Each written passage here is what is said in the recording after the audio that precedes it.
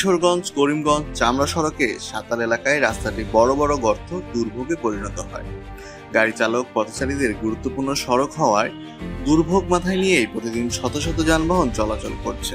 স্থানীয়রা জানান, রাস্তার কারণে দুর্ভোগে পড়তে হচ্ছে তাদের দীর্ঘদিন ধরে। বর্ষায় পানি ভরে যায় রাস্তাটিতে, তখন শিক্ষার্থীরা সড়কে দিয়ে হেঁটে যেতেও পারেন। অনেক সময় পায়ের জুতা হাতে নিয়ে রাস্তাটি দিয়ে চলাচল করতে হয় তাদের।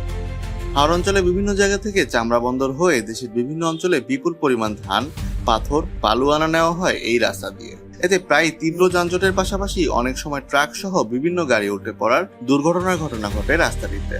সড়ক ও জনপথ বিভাগের কাছে জানতে চাইলে তারা জানায়, কিশোরগঞ্জ করিমগঞ্জ চামড়া বন্দর সড়কটি মহাসড়কের উন্নতিকরণের কাজ চলছে। কিশোরগঞ্জ জেলা শহরে একরামপুর এলাকা থেকে শুরু করে করিমগঞ্জের চামড়া বন্দর পর্যন্ত 19.5 কিলোমিটার সড়কের পুনর্নির্মাণ প্রকল্পের কাজ শুরু হয় 2019 সালে 30 অক্টোবর।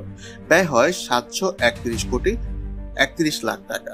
তবে নির্ধারিত সময় কাজ শেষ না হওয়ায় মেয়াদ বাড়ানো হয়েছে।